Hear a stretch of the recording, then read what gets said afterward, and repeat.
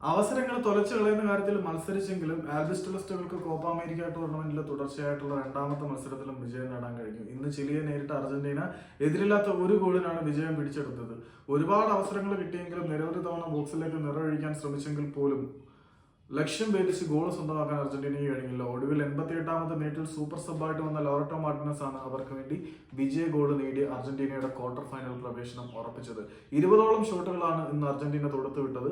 പക്ഷേ ഒരു ഗോൾ പിറക്കാൻ ഒരുപാട് സമയം അർജന്റീനയ്ക്ക് കൺസ്യൂം ചെയ്യേണ്ടി വന്നു. അവസാനം ലോറട്ടോ മാർട്ടിനസും ഡീമരിയും സൂപ്പർ സബ്സ് ആയിട്ട് കളത്തിലേക്ക് വന്നതോടുകൂടി അർജന്റീനയുടെ അറ്റാക്ക് സടകുടഞ്ഞെഴുന്നേക്കുന്ന കാഴ്ചയാണ് നമ്മൾ കണ്ടത്. ചിലിയും ഇന്ന് അധികം അവസരങ്ങൾ സൃഷ്ടിച്ചില്ല എന്ന് പറയുന്നതായിരിക്കും ശരി. ചിലിയുടെ ആദ്യ ഷോട്ട് വന്നത് 72ാമത്തെ മിനിറ്റിലാണ്.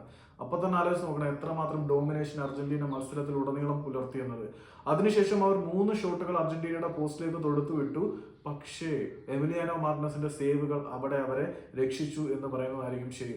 അവസാനം മത്സരത്തിന്റെ 88ാമത്തെ മിനിറ്റിൽ ലോട്ടാറോ മാർട്ടിനസിലൂടെ അർജന്റീന ലീഡ് എടുക്കുന്ന കാഴ്ച നമ്മൾ കണ്ടു. ലയണൽ മെസ്സി എടുത്ത കോർണർ കിക്കിൽ നിന്നായിരുന്നു ലോട്ടാറോ മാർട്ടിനസിന്റെ ഈ ഒരു ഗോള്. ഇതോടുകൂടി അർജന്റീന വിജയം ഉറപ്പിക്കുന്ന കാഴ്ചയും നമ്മൾ കണ്ടു. ഈ വിജയത്തോടെ 2 മത്സരങ്ങളിൽ നിന്ന് 6 പോയിന്റുമായിട്ട് ഗ്രൂപ്പിൽ 1ാം സ്ഥാനത്ത് നിൽക്കുകയാണ് അർജന്റീന. ചിലിക്ക് 2 മത്സരങ്ങളിൽ നിന്നും 1 പോയിന്റ് മാത്രമാണുള്ളത്.